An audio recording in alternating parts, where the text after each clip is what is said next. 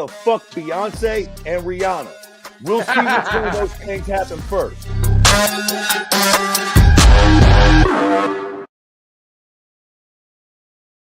All right, back at it. Post UFC 315 pay-per-view. I'm Eddie Law, Fred Kirby here. Keyboard Warriors brought to you by Cageside Press. New welterweight champion JDM. First of all, everyone thought it was a weird booking in the first place because Shavkat should have gotten the shot. He didn't. It is what it is. JDM steps up, gets the shot, makes the best of it, and kind of makes Bilal not look silly, but Bilal didn't shoot for takedowns. It was a weird ass fucking fight overall. But what'd you take from the fight overall? Man, I don't fucking know. I mean, this was all terribly weird. I mean, it was weird, and I'm just gonna call him JDM for fear of fucking his name up a million different fucking ways. Again, Shavkat was supposed to get the fight. JDM wasn't supposed to be in the fight, but it wasn't exactly short notice, was it? I mean, how long Bilal's? They had somewhat adequate time to prepare for one another. Full camp, yeah. I don't know what to think about this fight. The fight didn't suck. Okay, it didn't suck, but it wasn't fucking great either. It was a Bilal Muhammad fight, so I think we all assumed that it could be a little wrestle, but it wasn't even wrestle heavy. I don't know, man. I tell you what, I don't know what's going on with me lately. Maybe I am starting to get a little fight fatigue or something, but a lot of these fights just feel kind of bleh to me. This wasn't a bad fight. I don't want to come on here and criticize it. They both fought their hearts out. They both were wearing it at the end of the fight. They were both bleeding and fucked up. So I won't sit here and claim that it was a bad fight. The last couple minutes of the last round, JDM really started fucking pouring it on. That was kind of exciting. Bilal took a beating there at the end. But I got to admit, man, there were long stretches during this fight where I was fucking kind of zoning out. I was kind of fucking spacing out a little. There were moments where it was exciting. And again, a lot of fucking clinch work, a lot of, I don't know. Maybe I'm on an island here. What did you think about the fight? Again, it wasn't a bad fight, but I just feel like I was thinking about this afterwards. I feel like if somebody doesn't come close to getting finished at some point, it feels like fights just kind of fucking linger to me. Again, at the end of this fight, at the end of the fifth round, when JDM really started pouring it on and it looked like maybe he was going to finish Bilal, I was like, but I felt like that was sort of the first time for the whole, everything else just sort of felt like fucking hard sparring or something. I feel like we see a lot of these fights where, again, I don't want to be cunty. It wasn't a bad fight. Both their faces were, Jack's eye was all fucked up at the end of the fight. Yeah. So Bilal's striking looked decent. It was weird that he didn't wrestle more. I'm glad he fucking didn't, because it probably would have slowed the fight down and made it fucking a lot more not fun to watch. Mm-hmm. But I don't know, man. Honestly, I came away from the fight feeling a little meh. I mean, how do we think fucking Jack Della is going to keep the belt for a terribly long time? I don't. Maybe one or two defenses at best with the way the fucking welterweight division looks right now. I don't know. It was a very weird title fight. It wasn't bad, but I didn't really know how to feel about it afterward. I guess I'm glad Bilal's not the fucking champion anymore. All due respect to fucking Bilal Muhammad. It fucked up Ili Topuria and Islam. We don't get that no more. Now we're probably going to get Islam fucking JDM. And I mean, that was one I didn't see on the fucking bingo card for 2025. But I get that we're getting it because Islam wants to be double champ.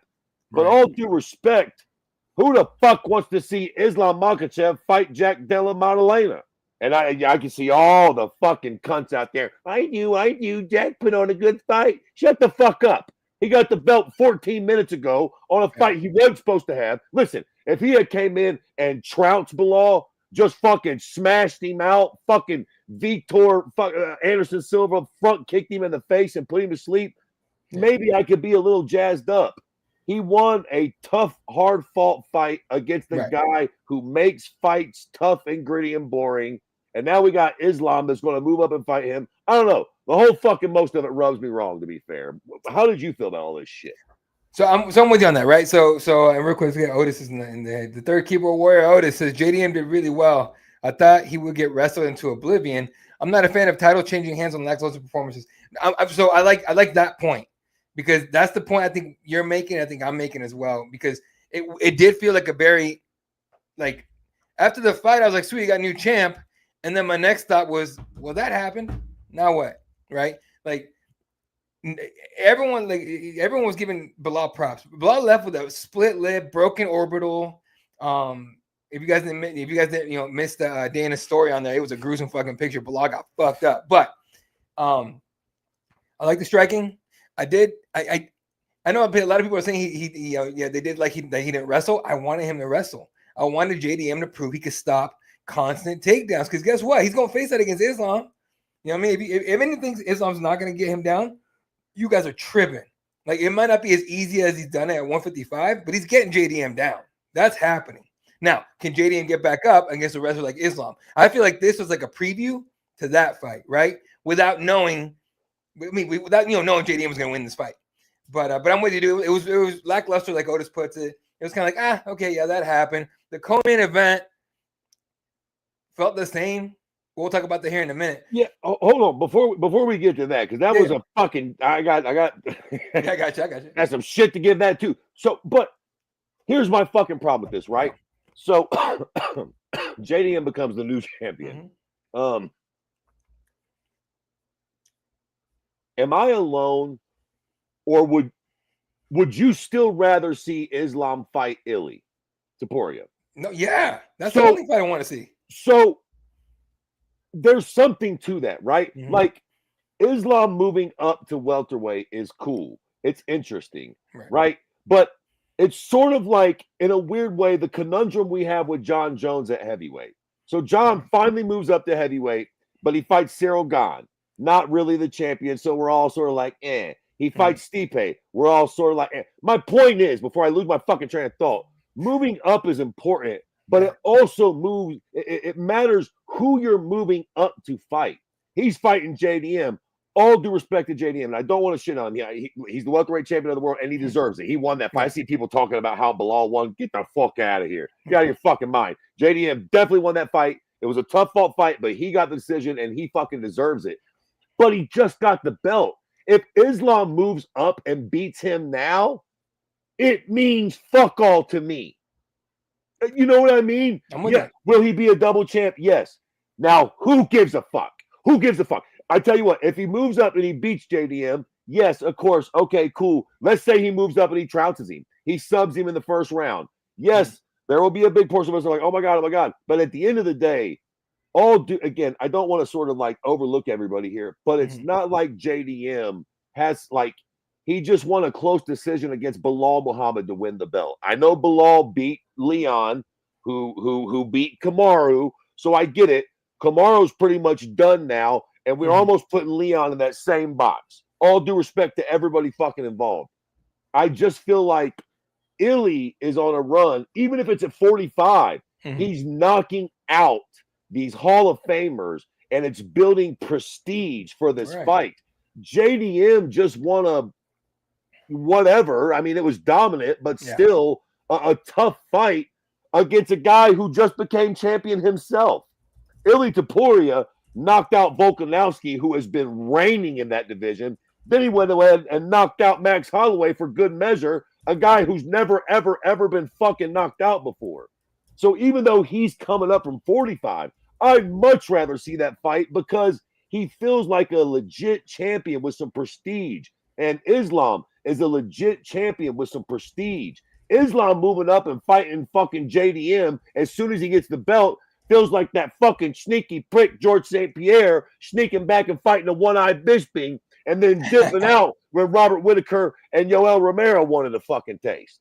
All due fucking respect. Like, if he moves up against the belt, that's cool. Yeah. But it feels fucking weird. It's not like he's beating this prestigious welterweight champion who's also been reigning at welterweight as long as he's been reigning at lightweight. Then you get magic. Right now, it just feels like, I don't know, okay. It don't feel like no special champ versus champ fight, though, I'll tell you that. It feels like he's kind of like cherry picking a bit, taking on a guy who just won the belt, right? And so, like, I'm with you. I think if you're gonna go champ versus champ, there's got to be legacies on the line. There's got to be, a John Jones, maybe not John Jones DC type feeling, right? But something like that. Like, we got two guys who have cleaned out their divisions. Right. Islam certainly has. JDM absolutely has. In fact, no one's done it at 170 since what? GSP? Exactly. Sorry, Kamaru and GSP? Right. And that's why I sort of feel bad for Islam. Yeah. Because he has to keep fighting these guys coming up for 45. But the reality is those guys at 45 are making a real name for themselves. Nobody at 170s really had that against, to your point, maybe Kamaru was the last person that like he could have moved up and fought. We'd be like, okay, wow.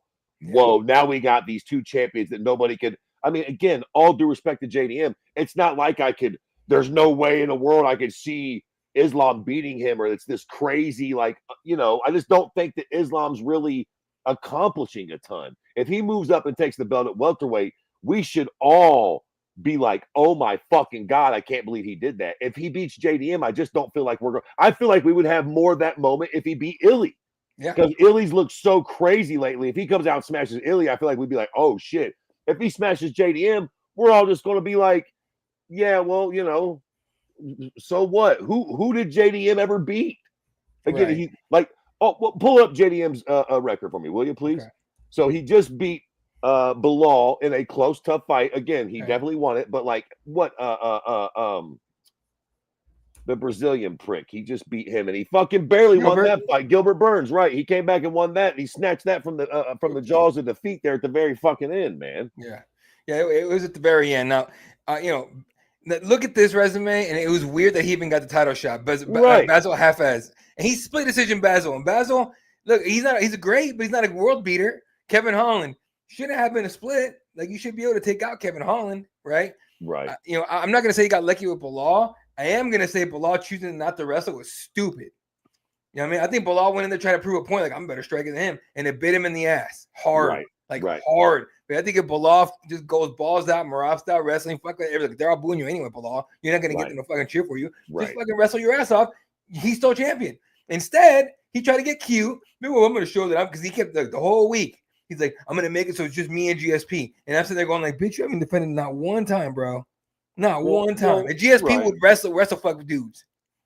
Right. Well, yeah. And I mean, listen, all jokes aside, I appreciate what Bilal was doing. He was giving to himself some personality. He was saying the whole Canelo hands and talking about how he was going to box. But yeah, I think we can all look back and say that, like, he probably should have wrestled a little. But to be fair, he wasn't, like, to give credit where it's due.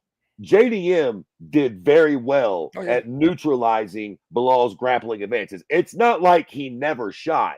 He was shooting at least once around. He just wasn't really getting it. He could have shot more for sure, but it's not like he didn't shoot at all. He was trying. He just wasn't really getting them. It just, to me, the fight just didn't feel great. It was a good fight, but all due respect, when we're talking about championship level fights, I come in kind of expecting an oh shit moment for every championship fight. This felt like a good fight, but it felt like one of those number one contender fights. I feel like I don't know, man. Maybe I'm just spoiled, dog. I grew up with people like, goddamn it, Chuck Liddell and Anderson Silva and Fedor. And I mean, these cats that would come out, and even if they lost, it was spectacular. Vitor Belfort. I mean, these motherfuckers came out, and they were John motherfucking Bones Jones in his heyday. You knew he was champion. Like, when John Jones came out, the guy that fucking killed Shogun and Machida and Rampage, like, you knew when this dude came out, somebody's getting finished tonight. Because if you don't finish him, he's gonna fucking finish you. And to be fair, there are guys like that. All due respect, I think welterweight's going through a weird phase. Shout out to Bilal. Shout out to JDM. I think this division is going to be owned by the Shavkats and the Ian Garys of this division right now, the fighting nerds guys. I think that, like, I think we're going through this weird transition phase. I think that either Shavkat or Ian Gary are champion within the next fucking 6 months to a year at welterweight. And I think the story's a little different. For me right now, this feels like a weird transitional phase, and all due respect to both these guys, because it was a very fun fight. I don't think either one of these are the guy that's going to sort of take this welterweight crown and give us that name like a GSP or a Kamaru Usman or somebody that we're like, okay, this guy's fucking really, really good. Is JDM really, really good? Yes, but do I like feel all-time great? Look, he could surprise me, no doubt about it. He could surprise me, but I just feel like this belt's gone the moment he fights Shavkat or Ian Gary, or hell, who's the Brazilian cat that smokes the cigarettes that Ian just beat? Carlos Prates. I think Carlos Prates puts a beating on JDM. All due respect, I do. I think so. He deserves it, but I just do not think he's gonna hold this belt for very long in this division. I don't think so either. Capitan, what's up, dude? I hope you're doing well, man. I like this idea. Okay, so on your point with and kind of on your point with Otis is about to say, I'm about to refer Otis here. He has some good ideas here, because I'm with you. Look, he says, "Give me Sean Brady, JDM." Right? I'm okay with that. Why not? Right? What's the point? Give me that, and give me Taporia Islam. Why are we fucking around, dude? Right? Yes, I agree. And then listen, if JDM can beat Sean Brady, then we can start to build. To your point, let him get a title defense or two, so that when they finally do make that fight, it actually means a little something, for fuck's sakes. Now, the other thing I want, if it's not Sean Brady, and a lot of people are gonna be like, "Oh, fuck that," I would not mind seeing Ian Gary and JDM. If you can imagine that striking battle, two tall white dudes, long range, good striking and everything, I'm not against that. Listen, we got to be super clear about it, man. Ian Gary and Shavkat, Shavkat Rakhmonov are the two, in my opinion, stars of this division for different reasons. Shavkat's very almost Fedor-esque. He lets his performance, like, he's undefeated. We all know what time it is with Shav. Let's just be super honest about it. Most of us feel like it's Shavkat's belt. Ian took him to the brink, but I think Shavkat is the best fighter in this division. If Shavkat was healthy and he fought Bilal Muhammad Saturday night, I think he finishes that Bilal. And quite frankly, impressively. And if he fought JDM, I think he probably finishes JDM too, without going into too much detail. I think Shavkat beats both of them and finishes both of them. So again, might as well do Sean Brady while we wait. But this welterweight division is going to get settled with Shavkat and Ian Gary, in my fucking humble opinion. And maybe what's the cat's name that Joaquin fucking Buckley. Maybe him. He could be the dark horse. There's a couple dark horses at 70, but I think 70 has some star power, man.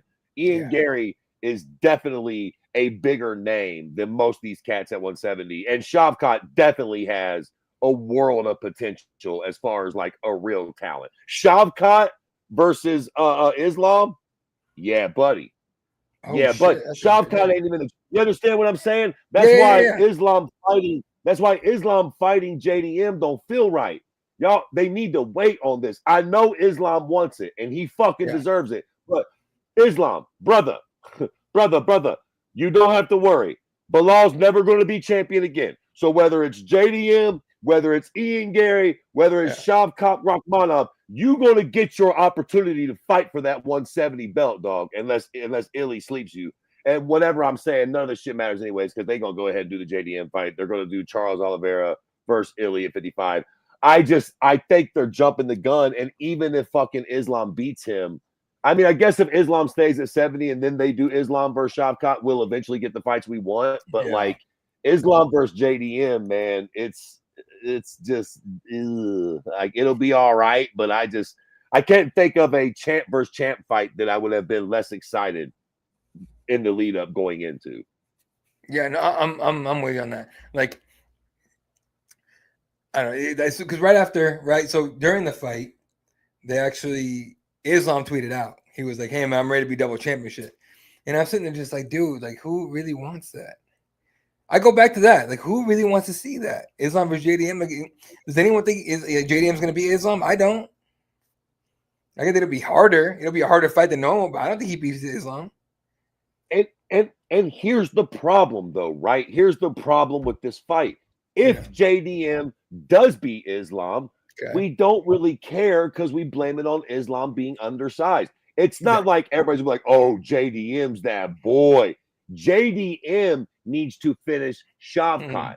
Then we will go, oh, shit. Okay, come out and knock Shavkat the fuck out or submit him.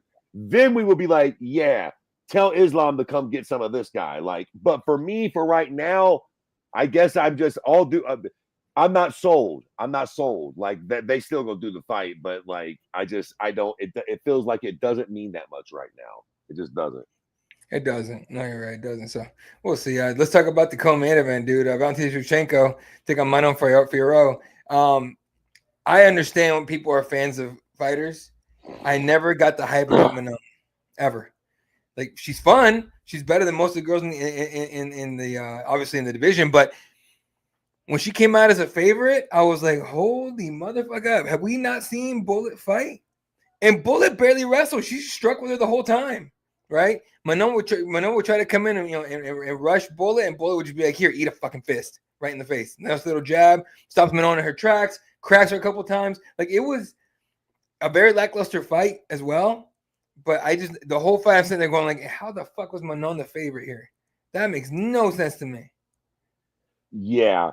I think people definitely counted Shevchenko out. To your point, it was wild that she was the underdog in this fight. Yeah. How do you pronounce her last name? Manon is her first name for Fiorot or Fiorot, something like that. It's fucking French. Just call Manon. Manon. Listen, fuck that. I don't give a fuck. I was surprised that she was the favorite, but my problem goes well beyond this fight. Dude, for me, fucking women's MMA is cooked. Yeah. Like, let's just talk about it, dog. Women's MMA is so fucking cooked, dude. And I'm not a fucking misogynist. I don't give a fuck about women beating the dog shit out of each other. I'm here for it. But we got to have an honest discussion at some point. I don't know what's missing, but there is a certain fucking, how do you say, je ne sais quoi, that women's MMA just does not have, man. Yeah. They're and now listen, we can try to figure this out. I don't know. It's not because you want to fuck them because Cyborg existed. Okay. So we had Gina Carano. Yeah. Did we all want to fuck Gina? Yeah, sure, maybe. But there was something else that just I wanted to watch Gina Carano fight. Yeah. I don't know. Then you had Cyborg. Did I want to fuck Cyborg? Absolutely not. But man, I was excited, and I still can get a little excited to watch Cyborg fight because she's such a fucking animal. And then you had the infamous Ronda Rousey, who, if I had a few too many, probably would have thrown a stab in. But it wasn't like I was exactly sitting around beating off to the idea of her. Yeah. But there was something captivating. I mean, obviously the fucking first round arm bars were a thing. Yeah. She had this fancy move. I guess she was definitely sort of good looking to some people, but I don't know, dude. There is something missing in women's MMA. The talent is there. I mean, Shevchenko is an all-time fucking great fighter, a great women fighter. Fucking Wang Zhili Wang, however the fuck you pronounce her name, a tremendous fucking fighter. Yeah, we have the talent. There is just something missing, though. I thought this fucking fight sucked. You know what I mean? It wasn't the worst fight in the world again, but this is championship level. There needs to be stakes. Again, at least with Ronda Rousey, bro, somebody's getting their fucking arm ripped the fuck off, or she's getting sung a lullaby in fantastic fashion. But one thing you got to give her, you are not going to be taking a smoke break. You're not going to be checking your fucking iPhone. When Ronda fought, somebody was getting that shit given to them. And I feel like the complaint that I sort of made about the 170 fight with the men, it's like in these championship fights, man, I want to see somebody come out like, motherfucker, somebody's taking this belt home because one of us is getting fucked up tonight. And I just feel like in a lot of these, again, all due respect to women's fights, especially the women, like that's not quite there. Again, you can cherry pick Joanna Jędrzejczyk, and again, this is why I'm not suggesting that women shouldn't fight or no shit. We have had women do it and captivate the masses. So I know it's fucking possible, but I just feel like right now we are missing something big time. I don't know whether it's personality because we have the talent or whether it's just, again, matching fighters together at the right time is a bit of an art form. Maybe the girls that are fighting, they just don't line up right. And these fight again, Was this a bad fight without me being hyperbolic in any way? No, not really. Was it a great fight? No, not really. If you've watched as many fucking MMA fights as we've watched, Valentina Shevchenko versus, all due respect, that fucking Canadian broad, was not a very good fight. It wasn't terrible, but like, again, I found myself fucking zoning off multiple times while I'm watching the fight, man. When I'm watching people fight, especially if I'm fucking paying for a pay-per-view, I want you motherfuckers to command my eyeballs by you guys. You know what I mean? When you're watching a good fight with dangerous fighters, whether it's Ronda Rousey or Fedor Emelianenko, you don't want to get up to move because you know the wrong move and this motherfucker's going to end the fight. Even Damian Maia wasn't a big striker, but don't go in the other room because if Damian Maia gets the takedown, somebody's ass is grass. If Frank Mir takes this motherfucker down, somebody's getting the motherfucking arm turned around. We are missing that. I feel like the danger. That's the only thing that I get mad at Conor McGregor about. Like he was that dude, right? Anytime he fought, title on the line or not title, no title on the line. Every time you watch Conor McGregor fight before he got onto into the hookers and blow, whatever everything else got going on in his life or anything but fighting apparently, like he was that guy. You watch him, you're like, oh, he's gonna fuck somebody up or someone's gonna get fucked up here. Let's go. Those fights with Dustin Poirier, you're just like, ooh, someone's gonna get cracked here. What's up? Right? We're missing that. The last time before Conor that I remember having that feeling like I cannot move a fucking muscle here. Something's gonna happen. Anderson Silva. Right. And it's been a long time since Anderson Silva. Now, I will say this. We've got people that are sort of doing it. We've got Hamzat. Hamzat's kind of there.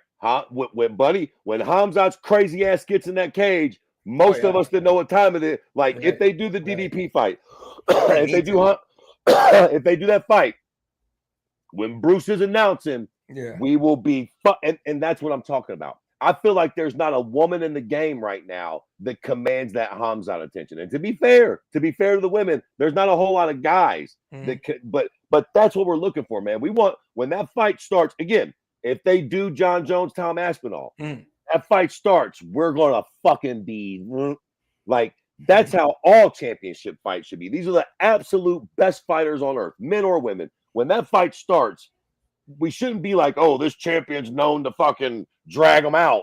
Like, these motherfuckers should be dangerous. Again, Anderson Silva, the reason his fights were so fucking epic is because the motherfucker was dangerous. Now, again, I want to be fair here. We're naming these sort of once in a generational fucking lifetime talents and shit like that. Conor McGregor, Ronda Rousey, Anderson Silva, so on and so forth.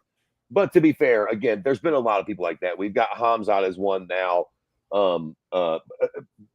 Anyways, I'm ranting at this point, but I do feel like women's MMA is missing a lot. Yeah, it's really missing. Again, not the talent, but just tying it all together, the right fights at the right time. Like when Joanna fought fucking Wei Lee and her goddamn face got blown up. Like these are the moments that I feel like women's MMA is missing, man. It's just we haven't got those in a long fucking time, man. Long ass time. And the thing too is, like I said, women's MMA has been missing that.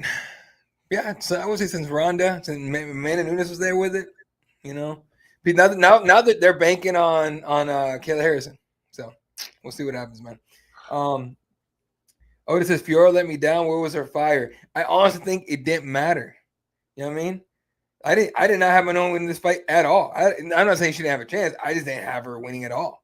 I just no. I said Bullet's gonna make this boring and just stall her opponent's attacks like she does when she's on point. She was on fucking point. So is what it is. And here's the reality. Sometimes you just gotta be that good. Look, the thing about Hamzat is the reason why, yes, his personality is interesting. I kill you all, but he's fucking good, man. He comes out like if she could have come out and fucking knocked Valentina out and just stomped her ass. Then we could be like, and then God forbid she gets on the mic and shoots her mouth off a little bit. Yo, Canada, Montreal, the whole we got a badass out of Canada. But like, it just keeps not fucking happening. What do we get? Yeah. We got Valentina looking very Valentina-esque. Who the fuck cares? Like, all due respect to Valentina, like she's already been there. She's done that.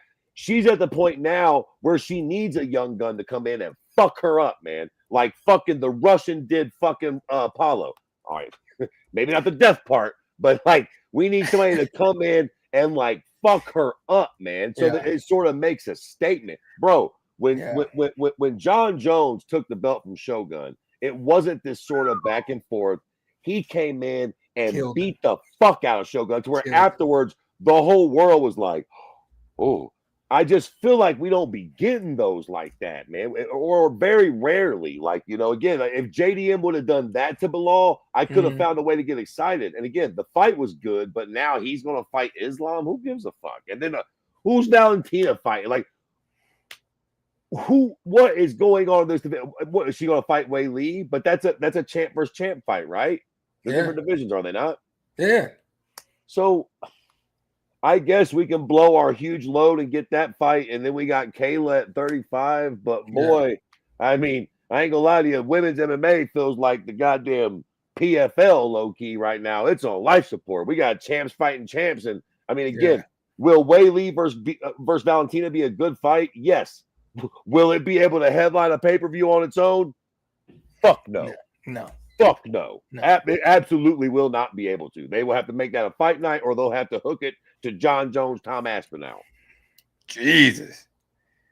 If that even fucking happens, which we'll talk about here in a minute, because that whole thing's being messy as shit. And then real quick, let me make sure there's any other fights on here besides that one that I want to talk about. Well, Jose fucking retired, but Jose retired. That was fucking, I mean, I don't know. I guess we seen that coming, maybe. Yeah, well, yeah. Did you think he won the fight?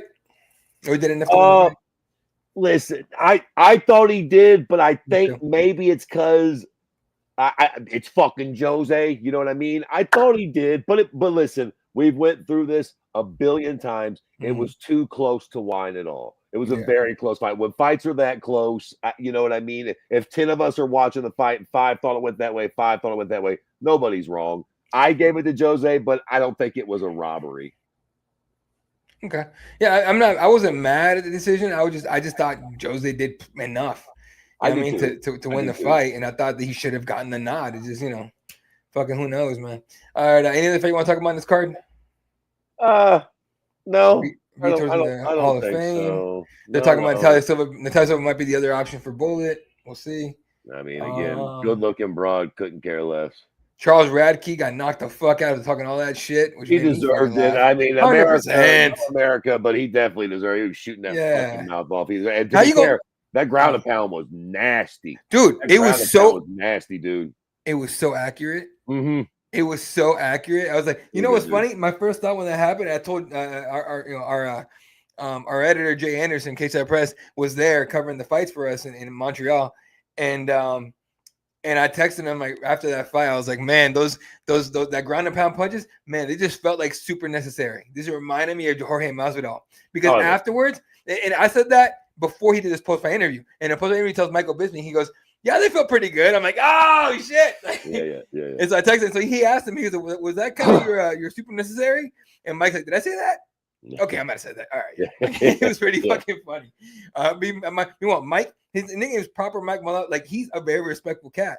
Completely opposite of Charles Radke, who's trying to play this fucking character of, I'm the bad guy, everyone hates me, because I'm the American. Like, no one hates you, no one cares. Relax. I'll tell you something. Mike Malot's fucking good. Yeah, he's good, man. I think he might have be coming off a loss or something, but like bruh's good, man. He's really good. Yeah, he's tough. He's a good fighter.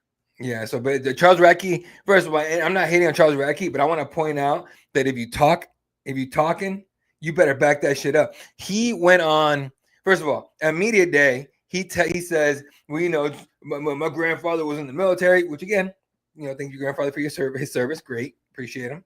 All right. And he, you know, honorable and all that. I said, but like he goes, well, you know, when they put the national anthem, you know, someone's got to pay. Like, motherfucker, we all watch those. Most of us watch those. A lot of us watch those hockey games. Okay. Y'all booed the Canadian anthem. Chill the fuck out. He's like, it doesn't make it. And he mentioned, he's like, because I know they said we booed theirs. It doesn't make it right. And we're sitting there going like, what the fuck are you talking about? And then Canada beat but they beat the US for that title. So, like, relax, bro. So anyway, my point is this. He comes out, says all this shit. And then, dude, my favorite was this. He goes, I fucking hate MMA media. They're all trash, calling MMA media a bunch of shit. And he goes, that's why I don't go on podcasts. And then he said that shit on a fucking podcast. Charlie, my boy, you are going down the Colby Covington shit talk path, and it didn't work out for Colby. Calm it down, whoop the shit out of motherfuckers, and talk your shit at the post fight with your middle fingers out if you want to. Like, come on, dog. Yeah. That was the problem. He was just his energy felt negative. He was sort of talking shit, but then he was just sort of like kind of giving a little bit of a fuck Canada vibe altogether. Which I mean, again, you got to talk yourself into the fight however you got to. So, I'm not the one that's got to get in there and fight this cat. Fair enough. Talk yourself. But just like that whole free speech thing, right? You can say whatever you want. I can also throw you a fucking smack. And I could go to jail for doing it. But the point is, you could say some shit and then I could smack the fuck out of you for saying it. So you could talk all that shit, but then you had to fight him and he knocked you out in embarrassing fashion. Now you got to eat that shit. Them booing the anthem wasn't the worst thing to happen. You went up there and made us look like a sissy. Yeah, it was bad. It was bad. I mean, goddamn embarrassing if you were like a big Charles Radke fan or you kind of jumped on his stuff. So Charles will be back. He's fun. He's a good fighter. He's got a nasty left hook that can not put people down. Like, knock a dude out. The fight was close up until the point that it wasn't. To be fair, to be fair to him, it was a pretty good fight right up until it wasn't. And Charlie cracked Mike with that left hand early. That's what I'm saying. That's what I'm saying. He put him on skates, and I'm like, oh shit, is Charles gonna get a talking shit after the? Nope. It was. Now, to be fair, again, we keep fucking shit on the main event. That was an exciting fight. That was an exciting fight. Like there was a little bit of rocking back and forth, a crazy finish. Like that's how you fucking do it, boys. Come out to fucking kill. Yep, 100%. All right. So UFC 315 is a wrap. If you had to give it a rating 0 to 10, what would you put it? Like a fucking 6.5 or so. Yeah. Right. I give it a 7.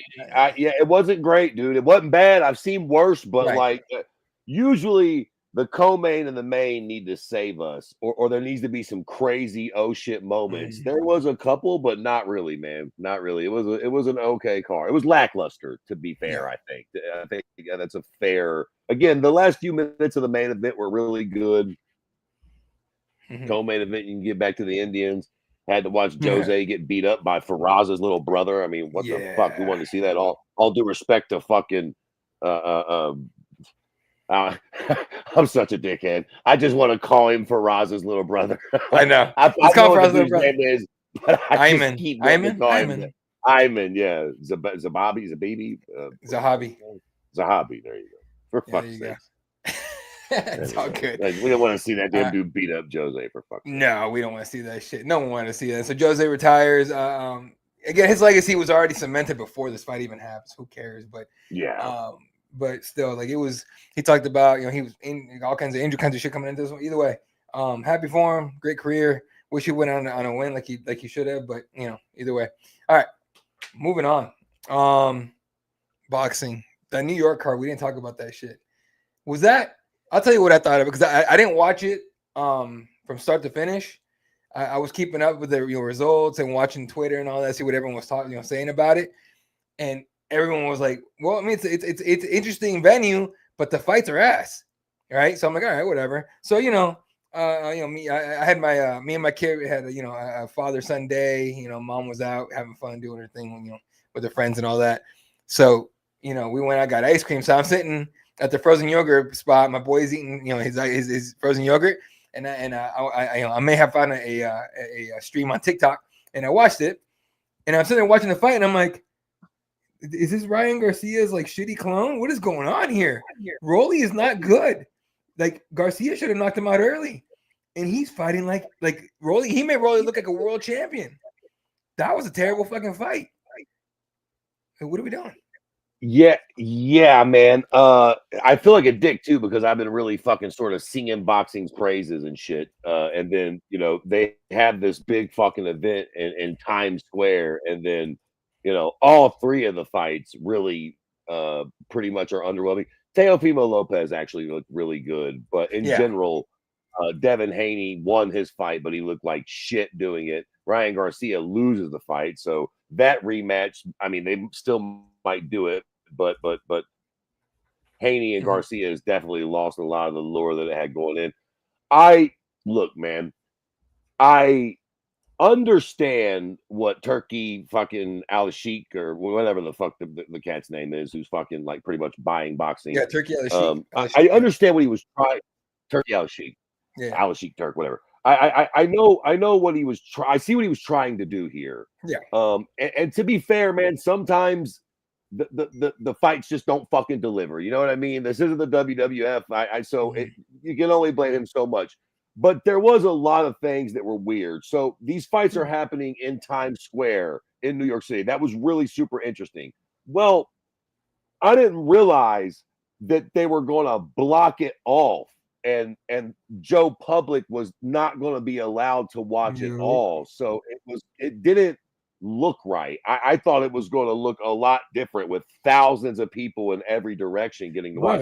Now, I guess apparently there was a bunch of red tape, and New York City wouldn't allow them to do that, so they had to shift, so on and so forth. But a lot of things went wrong that night. As a matter of fact, almost everything that could have possibly went wrong. Did it rain too? And then in the same fucking week, yeah, Canelo, I think for a minute it did, yeah. And then you had Canelo fucking, he won his fight. So we're gonna get the Terrence Crawford Canelo fight in September. Thank fucking God for that. But Canelo's fight against William Skull or whatever the fuck, that fucking fight sucked too. So what could have been a massive weekend for boxing did end up being not so fucking great. But like, I don't know, man. I don't know what are you gonna do? Sometimes fucking I mean, MMA has that shit too, where you think a fight's gonna be great. We lived through Derek Lewis and Francis Ngannou. You know what I'm saying? Like sometimes you book a fight and the shit just don't do what it's fucking supposed to do, man. So, forgetting these fights alone, because you mentioned Canelo Crawford and you sounded excited about it. Am I the only one that's not? I feel like I'm the only one that thinks Canelo's gonna dog walk this dude. You're probably right, but I hope he doesn't. I want Crawford to step up and give us like an instant classic fight with Canelo. I don't even care who wins at that point. Just give us a crazy like instant classic fight. But just gut feeling says Canelo's gonna make this you'll play with him for a little bit and then fuck him up. See, I don't know enough about boxing, but I don't know. So my problem is I don't understand how much bigger Canelo really is than Terrence Crawford. Because from what I've seen, Terrence Crawford can definitely box with Canelo, but how much bigger? I need the MMA comparisons, man. I don't know what we're talking about. Are we talking about Sugar Sean fighting fucking Hamzat? Or are we talking about Sugar Sean fighting Islam? I don't know how much bigger Canelo really is than Terrence Crawford. Watching Terrence Crawford's fights and the way he fights, it feels like this could be, I feel like he could beat Canelo.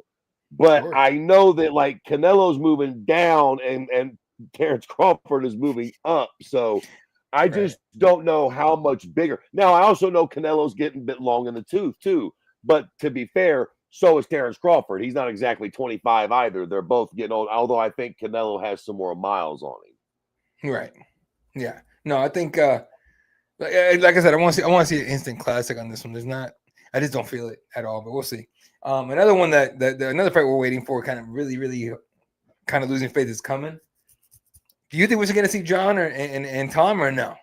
Because supposedly Aspinall, so he posted this yesterday, so he should have already had this meeting by now. He said he was having a meeting. He said tonight, so yesterday, so I guess this morning for us.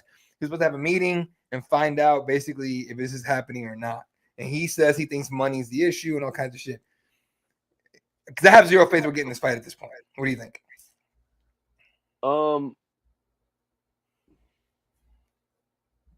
Yes, we're going to get the fight. Okay. Here's the deal. Do I think that John Jones will fight again? Yes. Right? Okay. Right? I mean, John's going to fight. We've not seen John's last fight was not Stipe Miocic. There's no way, right? Let's just get right down to brass tacks here. Is John Jones going to fight in that octagon again? I think the answer is yes, right? I do not think John is done fighting. This is not Conor McGregor we're talking about, all due respect. We're not talking about Conor. This is John fucking Jones. I do think that like that. I don't think that Stipe fight was John's last. Now I don't know when or how it's going to happen. Tom may have to take a fight in the meantime. Even I just don't know how it's all going to play out.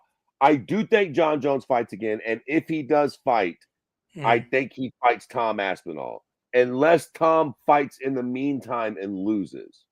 Okay. Then I don't. Then I think John will hope that fucking Pereira comes back and knocks out old dude. And I do think John fights again, but I don't think John can avoid the Aspinall fight unless Aspinall loses. So I don't know how this is all going to play out. I don't think John's done fighting. And if Aspinall doesn't lose, he will have to take the Aspinall fight eventually. Okay. So I don't know. I don't know. Yeah, all things being equal, yes, I think John does fight Tom Aspinall, and I think it happens this year. I think so. Ooh, I don't know exactly what the holdup is. I don't think that John's afraid of Tom. And again, I can't imagine a world in which we've seen that. I know John knows he's going to fight again. And at this point, Tom Aspinall, at the very least, he's done a good job of like John can't fight nobody else. And then Pereira losing just put the nail in that casket. I mean, even if Pereira comes back and win, if Tom Aspinall don't get beat by somebody in the meantime, he's got to fight Aspinall. So, yeah, it doesn't seem likely now, but they got to get that fight done. They'll eventually back the Brinks truck up and they'll get it done. Unless John is waiting or whatever and Tom gets overzealous and says, fuck it, I'll fight Cyril Gane. I'll fight, like, give me somebody. I don't give a fuck. I just want to compete. Then, I mean, if he loses, it fucking ruins everything. Although, to be fair, I think John should just take the Tom fight now. Because if he does take a fight against Cyril Gane and he fucking loses, then what? Like, nobody wants to see John fight Cyril Gane, and you can't get no real money fighting Pereira. Then he might as well go ahead and retire. He should just come back, take the Aspinall fight, and roll the dice on everything. Again, if I'm John, dog, I fight Tom Aspinall with no worry at all. Even if Aspinall knocks me out, it was my last fight. Again, all due respect to the living GOAT. Anderson Silva got beat up by Jake Paul. How old you are matters. I'd come back and fight Tom Aspinall, and if he knocked me out, I blame it on age. Shit, he better. Matter of fact, that would be my selling point leading up to the fight. When it was Volk, right? They came dressed up as an old man. I do that too. I come in, I let my hair get gray. I'd be like, shit, young blood, you better win. All the pressure's on you, homeboy. This is my last fight. This is my last fight ever, win, lose, or draw. So if you smash me out in the first round, you should. You the heir to Parrot. But you better hope I'll make it to round 2 or 3, baby boy. And if we get to round 4 or 5, your ass is grass, Jack. Because I'm going to be running on sheer adrenaline then. I done made it farther than I should. I'm already the man. I am him. I'm John Jones. I got the belt. John should take this fight in spades. Because in my opinion, he almost can't lose. There's no losing. There's no losing. Yeah, man. Even if he loses, he's up at heavyweight. He's old as fuck. It's his last fight. Yes, obviously him winning would be crazy as fuck. But even if he loses, so what? He's still the living GOAT without an argument for real. 100%. No, you're absolutely right. 100%. Absolutely right. And again, I can imagine if I'm John Jones, I take that fight. If I get to that round 5, right? Even if because if he gets to round 5, I don't think we've ever seen Tom go to 5 rounds, right? I don't think. But anyway, most of his fights end up with finishes anyway. But if he can't finish John Jones, we get to round 5. I can see John Jones doing his little spider shit with a big ass grin on his face, going like, "I'm about to fuck you up." If John makes it to round 5, he basically won the fight. I mean, again, like, let's be super clear. Tom Aspinall is in the prime of his life. He is the new archetype of heavyweight. He's fast as fuck. He's good at everything. He should beat John Jones in John Jones' last fight. John Jones is a war veteran. This dude's been fighting to get in his arms and legs jerked on for generations. I seen, who was it? Carlos Condit. Son, there are motherfuckers watching this sport that don't even know what that name means. I watched, I think it was Rampage's podcast, and Carlos Condit was on it, and he was talking about how John would just dog heavyweights in the gym 12 fucking years ago. No warm-up and shit. Frank Mir, Like John would come in fucking coked out and drunked out from the night before and beat the dog piss out of fucking Frank Mir, Brandon Vera, Alistair Overeem. Right. This was fucking over a decade ago. John's got nothing to worry about. If I was John, I'd take this fight. I would be happy as fuck. I'd be throwing caution to the wind. I'd try to kill Tom. And if he clips me and I finally get knocked out, so the fuck what? I've been watching this sport for a month or somebody. Nobody gets out unscathed. Yes, Habib did it. Let's be super clear and all hyperbole to the side. Habib got out undefeated because he retired early. If Islam fights for another 3 years, I'll suck your dick at third main if somebody don't beat him. You think Islam Makhachev holds the welterweight belt for 3 years? There's no fucking way. I guarantee he might not beat JDM, let alone beat JDM, Shavkat, Ian, fucking Carlos Pratt. Like, he is not. That is not going to fucking happen. It's just fucking not. So everybody loses, man. If John loses, who gives a fuck? He's already him.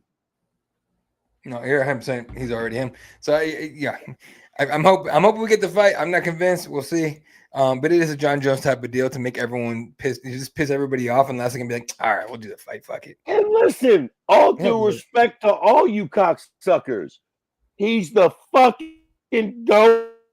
Yep. And it's his last fucking showdown. Yeah.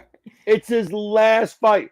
I see all these people, and everybody's breaking his fucking tits in. All due respect, everybody's like, oh my God, John this, John that. I wish John to come out and be like, say, man, fuck my fucking dick. I'm going to fight this big white boy. You understand me? I'm going to fight him. I fought everybody, but I'm going to do it on my fucking timetable, man. I'm going to go. This is my last fight. I want to get paid out. I want y'all to make a big years.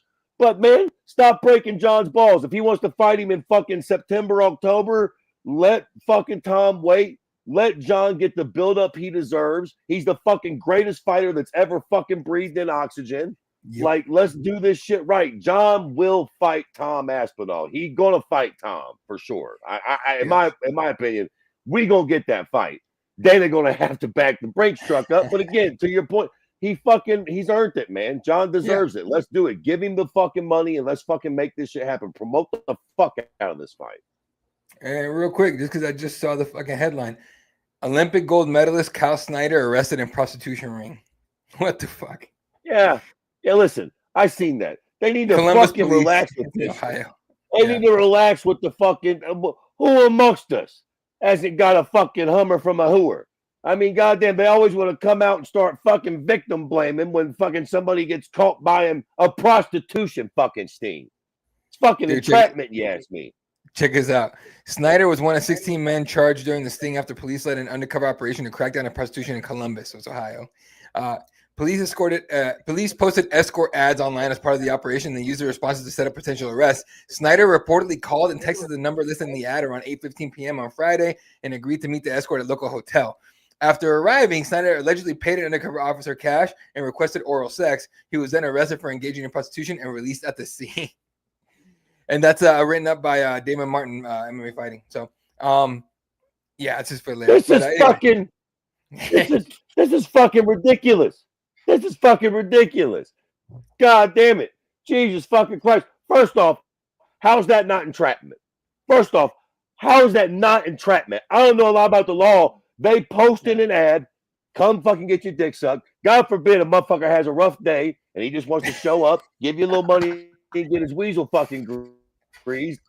And then you busted poor fucking prick and make it seem he didn't fucking put the ad up to get his dick sucked. Yeah. It's fucking entrapment. And then fucking David Martin, shout out to him, but he writes the fucking story and puts the poor prick on blast. Now we're all going to treat him like he's a fucking crackhead or something. It's fucking ridiculous.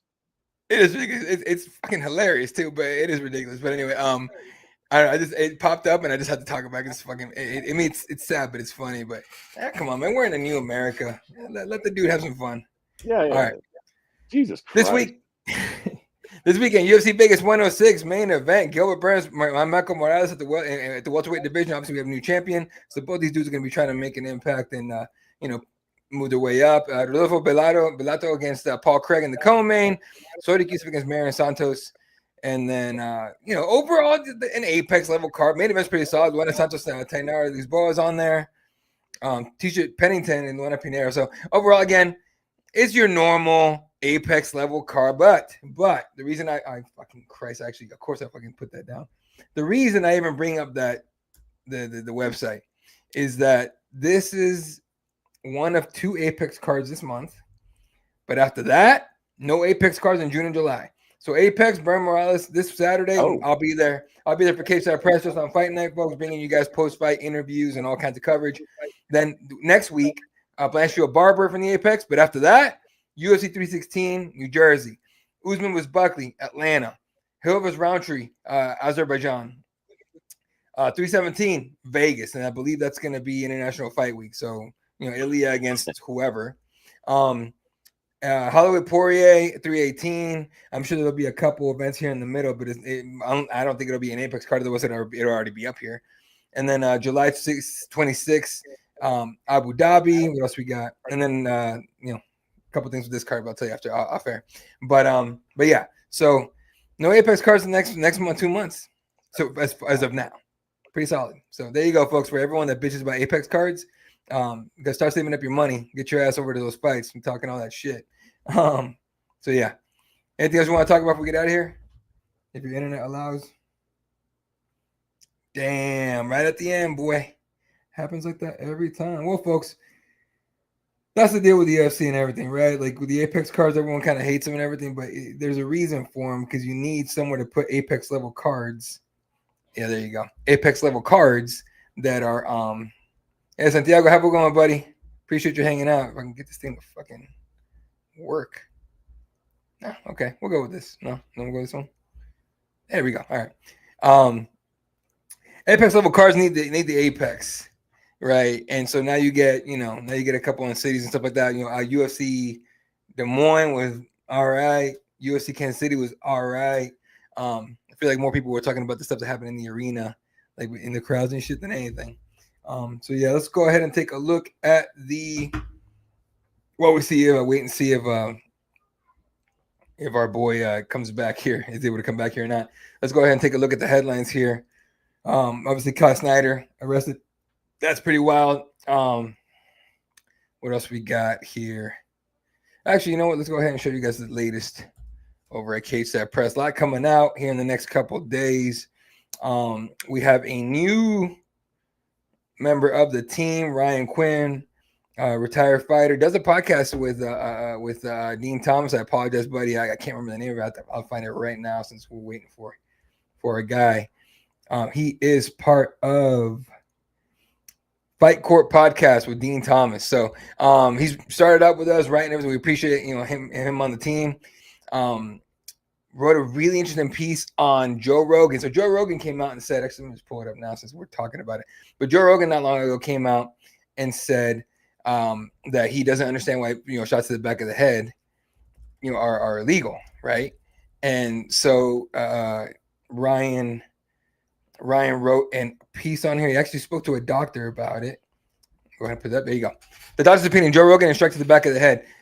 Interesting piece. Rogan said, he doesn't understand why they're legal in the back of the head and whatnot. Ryan actually spoke with a doctor that specializes in, in why that would be, basically explain why that's a bad idea, why you shouldn't allow people to get hit in the back of the head and why it's a bad thing. So you guys go ahead and check that out, cagesidepress.com, or you can just Google Joe Rogan, Cageside Press, and trust me, it'll be the first thing that pops up. Coming out with a lot of good pieces that he's going to be doing here. So, keep an eye out for that. Let me see if Mr. Kirby said anything. Anyway.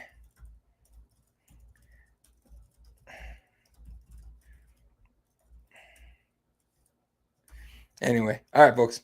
Yeah, he's not going to come back on today. So, all right. Appreciate the hi to everyone that tuned in. Santiago. I said, keep fucking with this thing.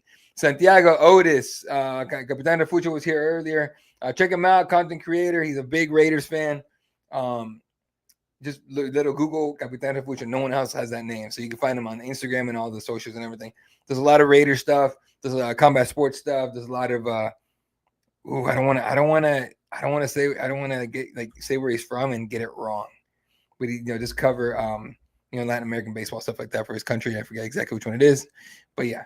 All right. So check him out. All right. Shout out to everyone who tunes in. We love the hell out of you guys. We'll be back on Spice Podcast Go. We'll be back on Wednesday. Brett Cagle, Combat Connection. And then got plenty of stuff coming out this week. Obviously, Media Day on Wednesday. Plenty of content coming out. Of course, the news coming out and clips and stuff like that. Everything, interviews, all kinds of stuff coming out all week long at cagesidepress.com. Hit us up. And then, of course, on Saturday, I will be at the UFC Apex in Las Vegas, bringing you guys post-fight interviews and all kinds of stuff. So appreciate that everyone tunes in. Love the hell out of you guys. Catch you guys on the next one. Good night. Good night, Wilshire.